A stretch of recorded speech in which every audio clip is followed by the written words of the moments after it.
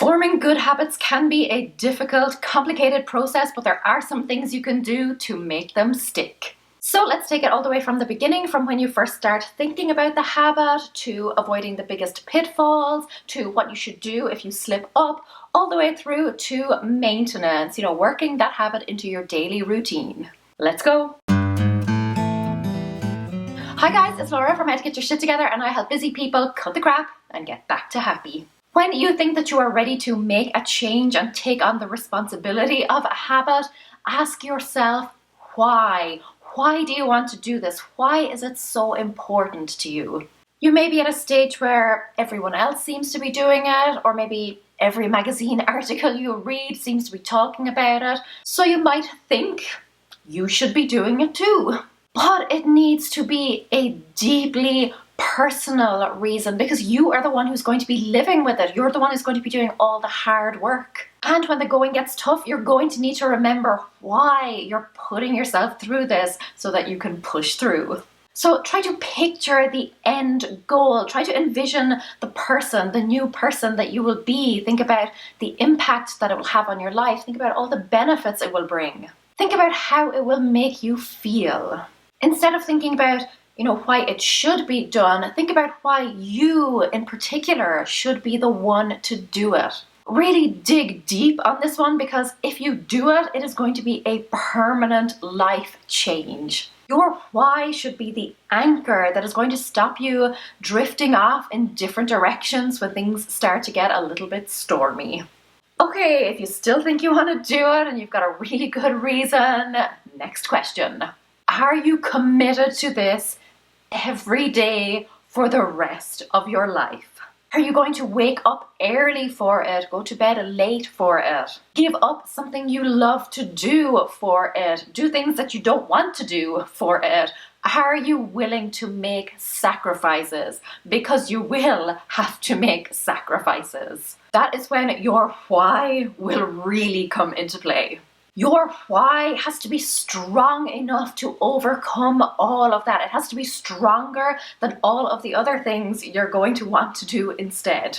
Habits for me are a lot like babies. I try to think of it that way, that, initially they require a lot of care and attention. And after a while, they will be able to kind of look after themselves to a certain extent. But it is a lifelong process. You will still need to be involved every step of the way. You will have to put in a lot of legwork up front, but even when they're grown up and graduated, you're still going to have to check in every now and again to make sure that things are running smoothly, to make sure that everything is still okay. There will be times when your habits will need a little bit of extra care and attention to keep them on track. So you will need to make sure that you are really committed, because habits are for life, not just for January.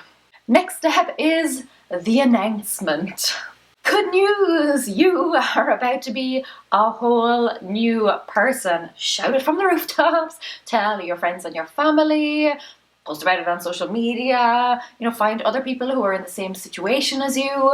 Because it never hurts to have some accountability buddies and some cheerleaders in your corner. People who are going to keep you moving forward, to keep you going, keep you focused, keep you on track, to help out in any way they can, to share the benefit of their experience, and just to generally be there for you and understand what you're going through and support you. You don't have to struggle alone and in silence. Accept all the help you can get, as long as you know that the giver of that help has your best interests at heart. Don't be listening to any old Tom, Dick or Harry. Now, you didn't come down in the last baby shower, so you know that eventually you're going to come up against some obstacles. You know there are going to be tough times. Now, hopefully by now you have already surrounded yourself with a good support network, but the next best thing you can do is to make like a Boy Scout and be prepared.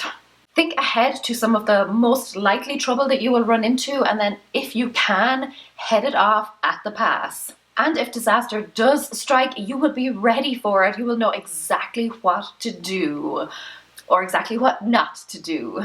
Maybe you could find a reputable source, do a little bit of research, and then draw up a plan for yourself. Just a small, basic plan.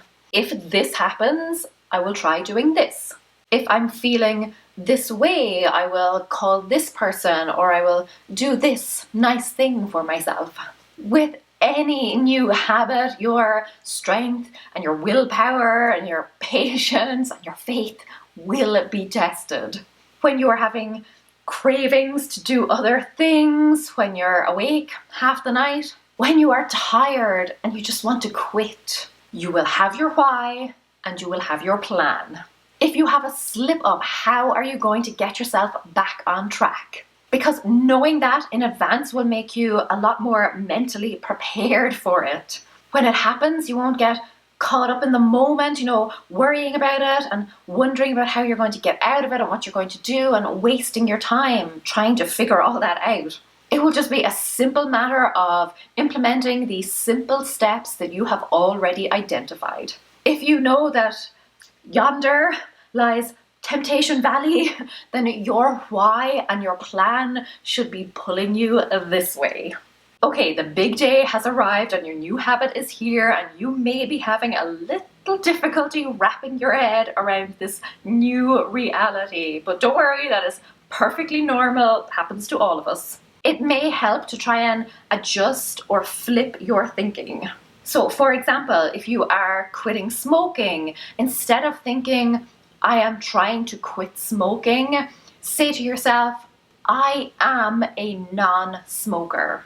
You're not trying anything, you are that new thing. On this day, in this moment, you're doing it. You are living and breathing it. This one helped me immensely when I gave up chocolate 5 years ago. Trust me, I was destined for diabetes. I just started telling myself and everyone around me, I don't eat chocolate. That's who I am now. I made that permanent decision in my mind. I really adopted that new identity, and that was it. No going back. But like I said, you may have slip-ups. You would probably have bad days, but that's all they are. Bad days. They don't make you a bad person, and they definitely do not mean that you have failed. If your new habit is all around, health, about eating well and exercising, but then one day you sit around and eat unhealthy foods, that doesn't make you unhealthy. Instead, it's about what you're doing for the majority of your time, for all the other days, what you're doing for the most part. You are still a healthy person. So adopt that mindset. You are whatever your new habit is about, and you have a plan to deal with temptation. But even if it does strike one day and you're just not strong enough or you don't have the energy to defeat it, that doesn't change who you are. So make a promise to yourself now that slip-ups are isolated incidents. If they happen, so be it. You're not going to beat yourself up over it, but you will make sure that it does not happen again the next day. It is a single slip-up, not a slippery slope. Now, in the beginning, it's going to feel like a lot. It's a big change. You're tired, you're cranky, everything's different, everything's overwhelming. Breathe. You can do this slow and steady.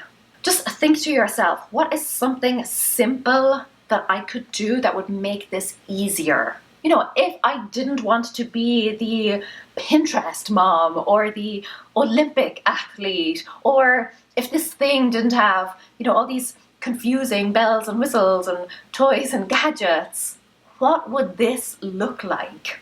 At its foundational level, what would it be? What is a small, basic thing that I could do, or a tiny tweak or a change that I could make that is going to get me through this? You're not trying to do all the things, you're just trying to do one thing.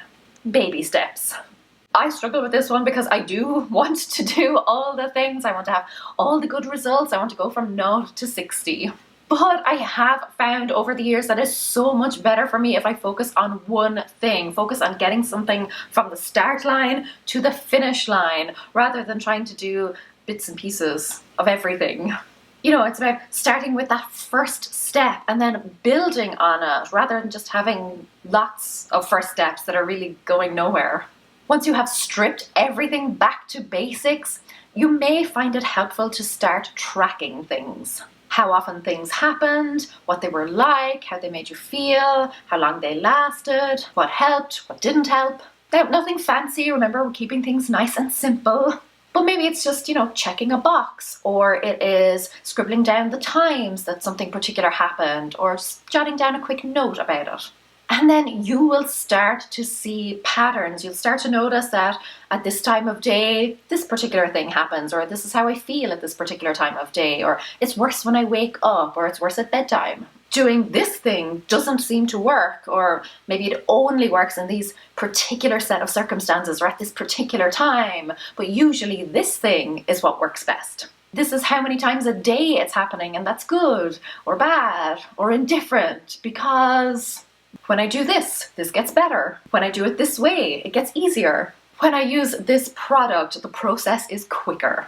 And you will start to build a picture of your habits, routines, of its likes and dislikes, of the things that irritate it and maybe throw it off track a little bit, the things that you should avoid doing and when. And then if something does start to slip, you should notice it pretty quickly and you will be able to take action and put your plan in place to fix it.